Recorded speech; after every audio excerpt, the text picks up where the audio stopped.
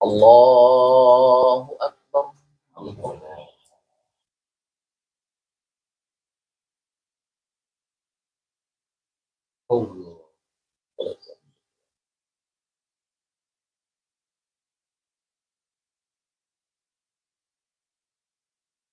Bismillahirrahmanirrahim. Alhamdulillahi Rabbil alamin. Ar-Rahmanir Rahim. Maliki yaumiddin. Iyyaka na'budu wa iyyaka nasta'in. Ihdinas siratal mustaqim. Siratal ladzina an'amta 'alaihim ghairil maghdubi 'alaihim waladdallin.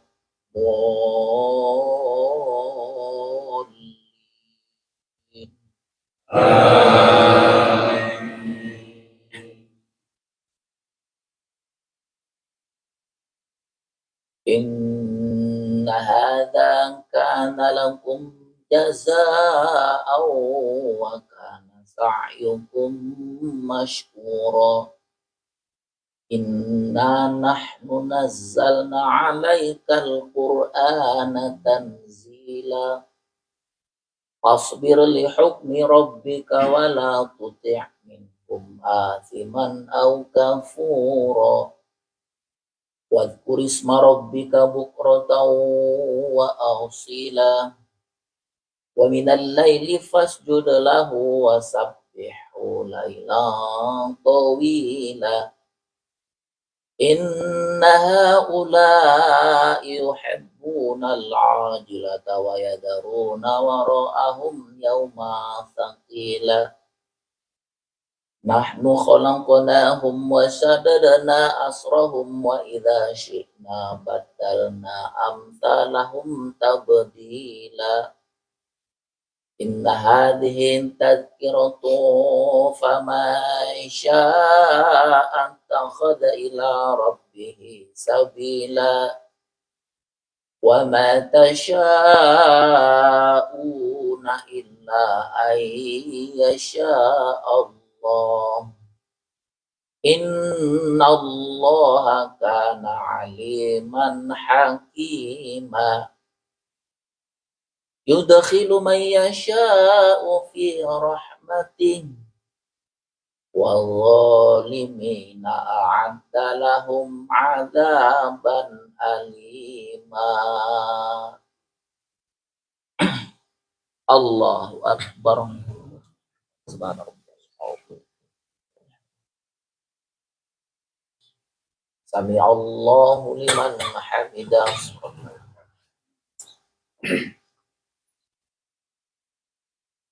Allahu Akbar.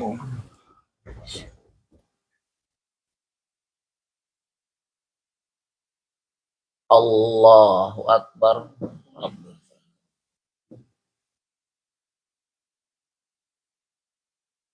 Allahu Akbar.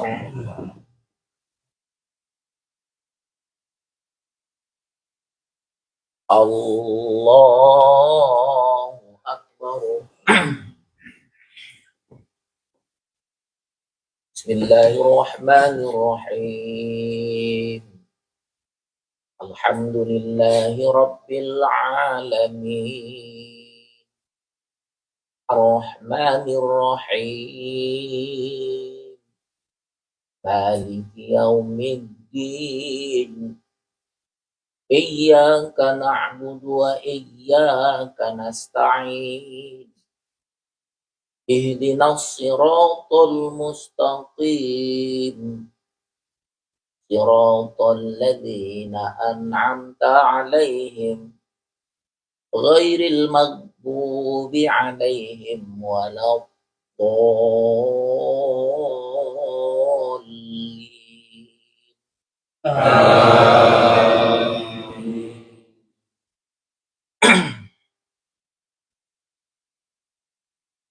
Idza waqa'atil waqi'ah laisa liwaqa'atiha kadhibah khafidatur rafi'ah darujjatil ardu rajja wa bussatil jibalu bassa fakanat haba'an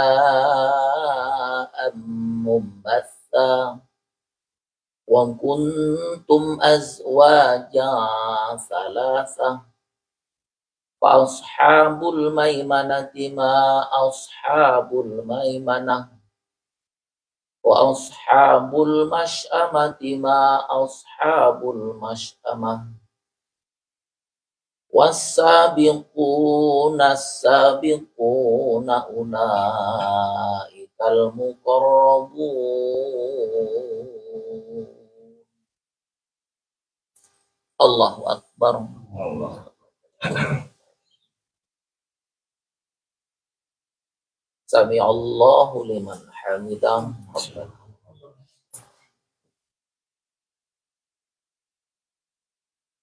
Allahu akbar.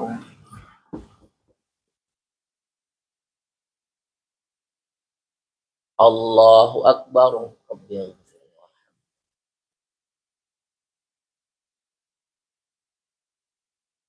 Allahu akbar.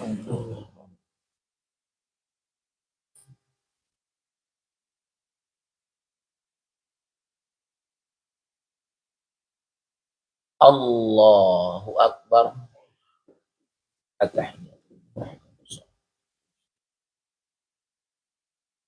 Assalamualaikum. Assalamualaikum. Asyhadu an la ilaha illallah.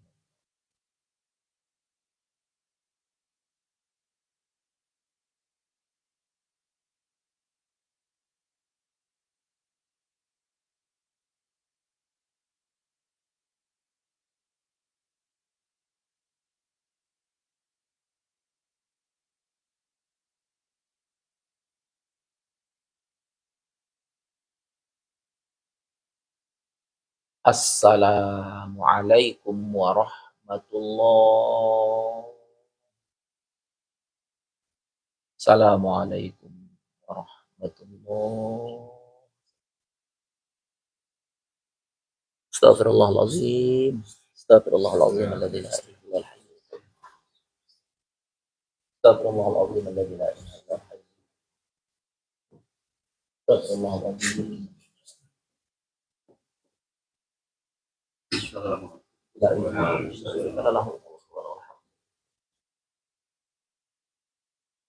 La ilaha illallah.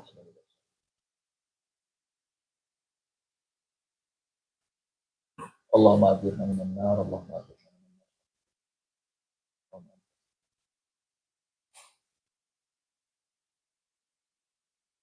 Tabarak rabbana wa ta'ala.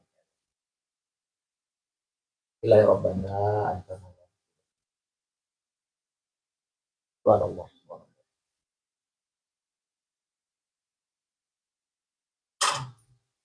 Subhanallah. Subhanallah.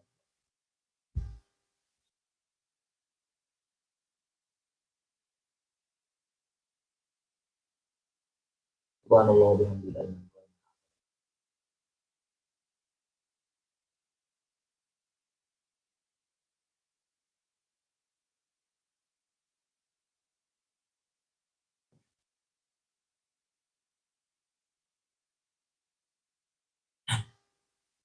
Alhamdulillah rabbil alamin.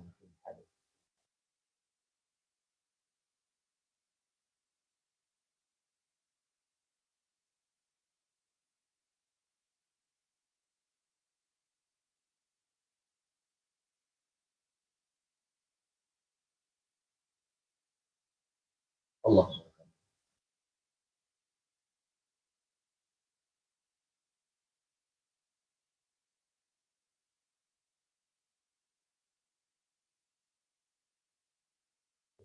Assalamualaikum warahmatullahi wabarakatuh.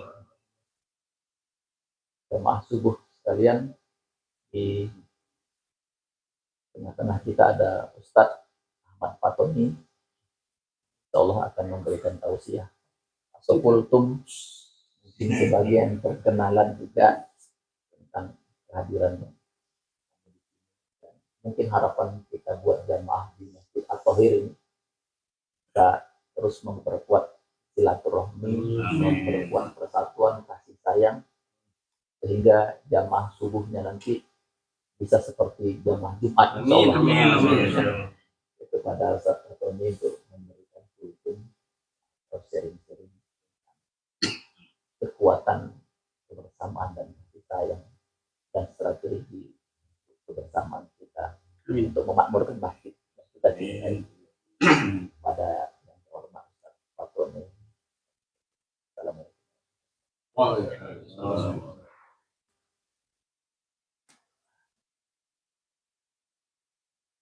Assalamualaikum warahmatullahi wabarakatuh. Waalaikumsalam. Alhamdulillahillahul mulku wa lahul hamdu wa yumiitu wa huwa 'ala kulli syai'in qadir. La ilaha illallah. Allahumma shalli wa sallim wa barik 'ala Muhammadin wa 'ala alihi wa sahbihi wa man tabi'ahum bi ihsan. Para hadirin jamaah salat subuh yang biasa Allah rahmati, yang biasa kita mendapatkan kesehatan, kesehatan lahir kita, kesehatan pikiran kita, dan kesehatan batin kita. Amin. Akan mengumpulkan kita pada hidup yang selamat di dunia, selamat di akhirat. Ada dua dimensi dalam kehidupan.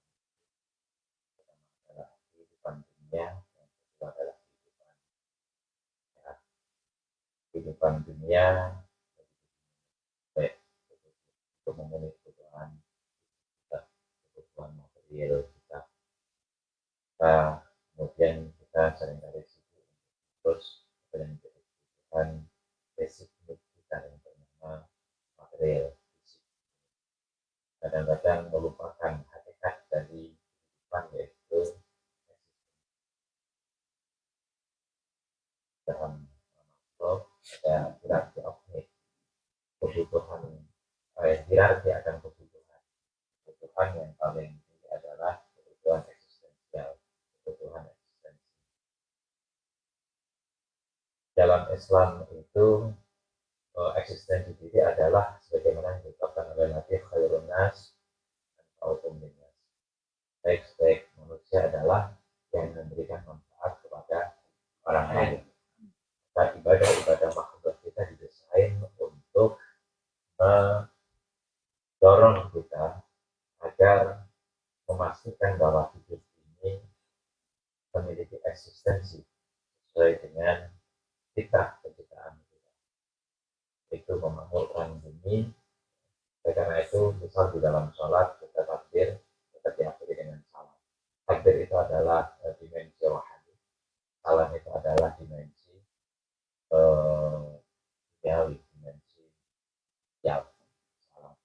Itu juga ketika kita berpuasa, kita berlapar dahaga, kemudian diakhiri dengan zakat fitrah, dan tidak memberikan ruang bagi siapapun beralasan untuk tidak berbuat kepada orang lain. Yang miskin tetap zakat fitrah, yang kaya zakat fitrah, yang susah zakat fitrah, apa juga zakat fitrah.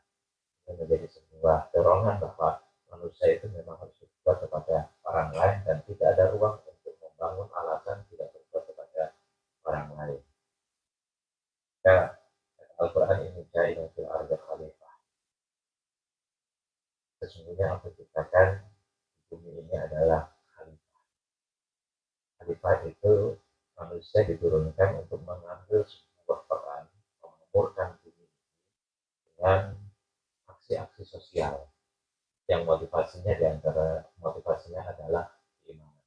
Jadi tauhid itu memotivasi kita untuk membangun hubungan yang berdimensi sosial. Bagaimana tadi tentang bilang membangun ukhuwah yang orisinal. Ukhuwah yang orisinal itu memang dengan keikhlasan, dengan ketulusan, dengan apa adanya. Karena ada nilai-nilai produktif dan ada nilai-nilai progresif.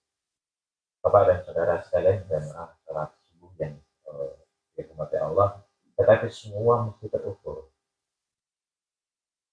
Kita seringkali terlalu latah di dalam mengartikulasi keimanan kita, yang penting berbuat baik. Dan itu akan menjadi amal yang mendatangkan pahala. Dan seringkali amal-amal itu tidak kita ukur nilai kualitasnya. Dalam banyak ayat Al-Quran dan banyak hadis, kita diminta untuk memperhatikan juga kualitas dalam amal. Supaya amal terukur, diajarkan di dalam Al-Quran misalnya, ya ayyuhalladzina amanu taqullaha wa tanzur nafsum ma qaddamat lighad. Saya orang-orang yang beriman, bertakwalah kepada Allah. Ciri daripada ketakwaan itu hendaknya orang bekerja secara terukur. Wa tanzur nafsum ma qaddamat lighad. Ma qaddamat itu memahami situasi, lihat perencanaan itu berbasis pada situasi yang ada. Tadi disinggung ada semacam harapan bahwa sholat subuh seperti sholat Jumat. Tetapi harapan itu mesti diukur. Kira-kira bagaimana cara strategi yang harus dilakukan untuk membuat sholat subuh menjadi sholat seperti sholat zuhur, seperti sholat jamak Jumat. Jadi bukan sekedar menjadi harapan, ketika tidak ada kerja-kerja yang mengarah ke atas tujuan itu. Inilah yang disebut dengan sunnatullah. Walan tajida li sunnatillahi tabdila, walan tajida li sunnatillahi tahwila. Kita tidak akan pernah menemukan perubahan dalam sunnatullah. Allah itu sudah menciptakan sebuah hukum alam ini. Apakah itu hukum eksak, apakah itu hukum sosial. Semuanya ada hukumnya. Dan yang disebut dengan sunnatullah, ketika kita melawan dan tidak berperilaku tidak sesuai dengan sunnatullah itu, maka jangan berlaku, jangan berharap kita apa yang menjadi ekspektasi kita. Kita ingin menemukan masjid, tapi ada visinya. Rasulullah ketika membangun sebuah peradaban, apa yang kemudian Rasulullah lakukan? Pertama adalah melakukan penelitian terhadap masyarakat di sekitarnya, yang beliau membuat beliau sangat gelisah. Perlu dilihat Rasulullah itu sebagai dasyariah, manusia dari aspek dasyariah, sebagai manusia sebagaimana kita, dasyariah dan insaniyah, bahwa Rasulullah itu menyadari ada yang keliru dalam masyarakat. Kemudian sampai merenung supaya terlepas dari kontaminasi. Beliau naik ke Gua Hira. Hanya satu pilihan saja, daerahnya tempatnya sepi, di atas ada orang lewat, kemudian bisa berkonsentrasi untuk memikirkan bagaimana cara mengatasi problem sosial yang ada di dalam masyarakat, problem sosial moral yang ada di dalam masyarakat. Terus dilakukan. Kemudian mendapatkan jawaban. Kalau dalam bahasa Nabi, wahyu. Dalam bahasa kita, mungkin kalau kita mendapatkan itu namanya ilham, mendapatkan sesuatu. Ini dia jawabannya. Rasulullah kemudian mulai bergerak, mengatasi sedikit-sedikit, memulai dari basic tauhid, karena itu dianggap sebagai sebuah fondasi.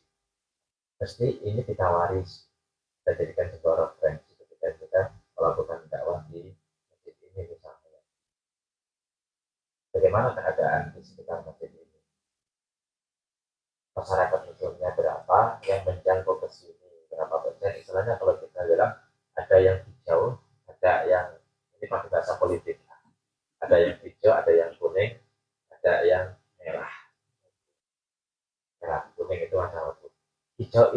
sebenarnya orang itu Islamnya sudah kuat, tapi ada berbagai hal yang kemudian dia nggak bisa ke sini.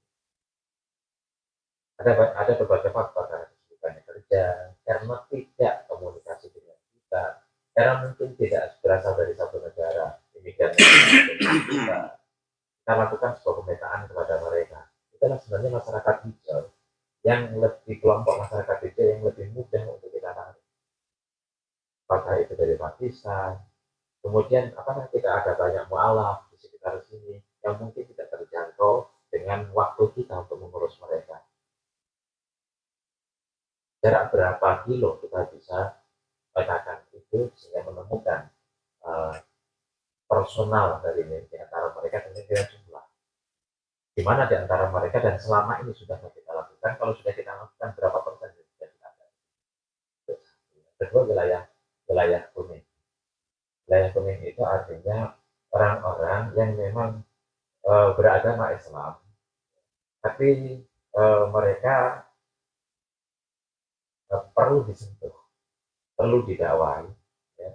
Perlu kalau orang hijau itu kan diajak aja datang, hanya diingatkan saja, ya mungkin kamu gimana, apa namanya bersilaturahmi datang. Tapi orang seperti ini perlu diajak ngobrol. Orang mungkin memiliki basic keagamaan atau mungkin memiliki basic masyarakat yang punya agama yang baik. Tapi karena mereka punya pergaulan di luar, ya, sehingga mereka tidak kenal masyarakat. Kemudian masyarakat merah itu adalah masyarakat yang masyarakat Muslim, jadi betul-betul agama, betul-betul nggak kenal sholat, nggak mengerti pengetahuan. Ini kalau kita memikirkan bagaimana membangun visi ada visi-visi yang lain yang bisa kita jadikan sebuah target di dalam dakwah. Semua akan mengikuti sunatullah. Ketika kita targetkan masjid ini yang penting tempat bertemu, ya mungkin 20-30 tahun lagi ya jemaah. Dan yang jemaah segini aja, yang ikut segini aja gitu.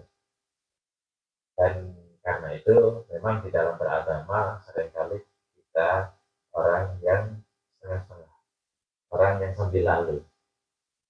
Dalam pekerjaan kita, karena di jangka pendek itu menunjukkan bahwa jangka pendek kita itu jauh lebih bermakna, lebih berarti, lebih penting daripada jangka panjang kita. Dan ini harus menjadi otokritik bagi kita. Padahal di dalam Al-Quran jelas, wal akhiratu khairul laka minal ula. Orientasi jangka panjang mestinya lebih priority daripada orientasi jangka pendek. Orang-orang sukses itu adalah orang-orang yang membangun jangka panjang dan tidak terjebak pada jangka pendek. Contoh misalnya, orang tuanya dulu tidak mudah untuk bisa membiayai kuliah. Cari beasiswa yang harusnya diterima di UI Jakarta, harus diterima di Solo, padahal Solo baru berdiri, secara kualitas jauh. Tapi kenapa ke Solo gitu kan? Ya karena memikirkan jangka panjang. Daripada di Jakarta tapi nggak lolos karena orang tua nggak bisa biayai, mendingan mengalah. Kemudian lanjut cari beasiswa lagi di S2, karena di Solo ada beasiswa. Lanjut S2 ada beasiswa, kemudian S3 ada beasiswa. Itu adalah bukti orientasi jangka panjang itu lebih membuka kesuksesan bagi setiap orang daripada orientasi jangka pendek. Pengusaha, ini filosofi Cina.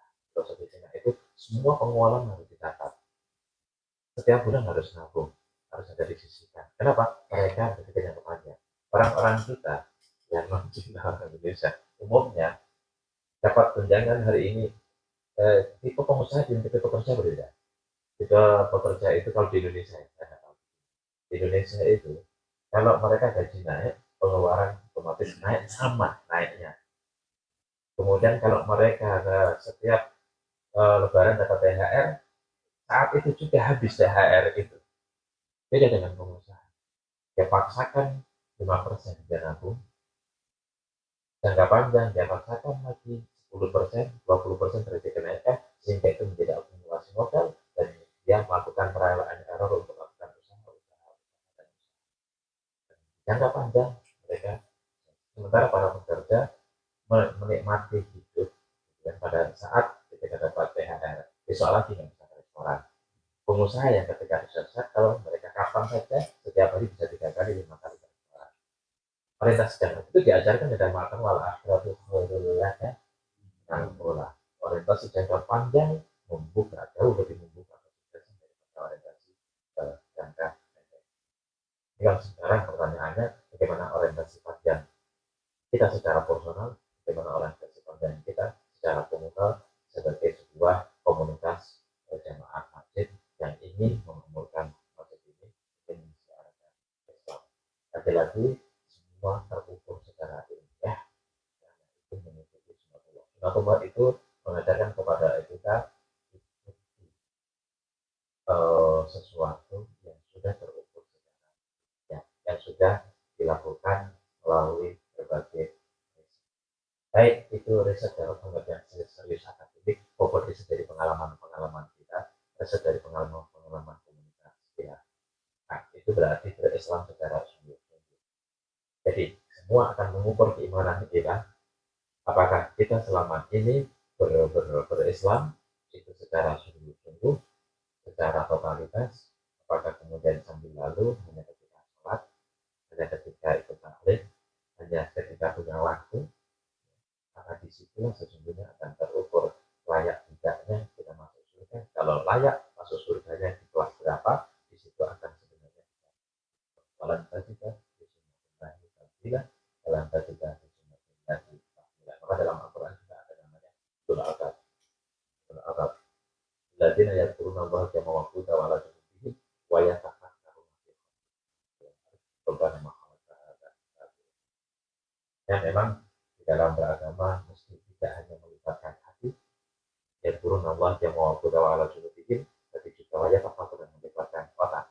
Umumnya kita beragama hanya melibatkan banyak orang beragama secara emosional, tidak melibatkan otak, dan kemudian bekerja atas panduan agama secara rasional, logis, dan secara bertahap yang bisa diukur tingkat kesuksesan. Itu barangkali Bapak dan otoritas kita dong, beliau sudah profesor. Saya lagi belajar sama beliau untuk apa namanya mengejar supaya juga karena kami satu fakultas sebagai pelaku hukum, mohon maaf yang saya salah. Assalamualaikum warahmatullahi wabarakatuh.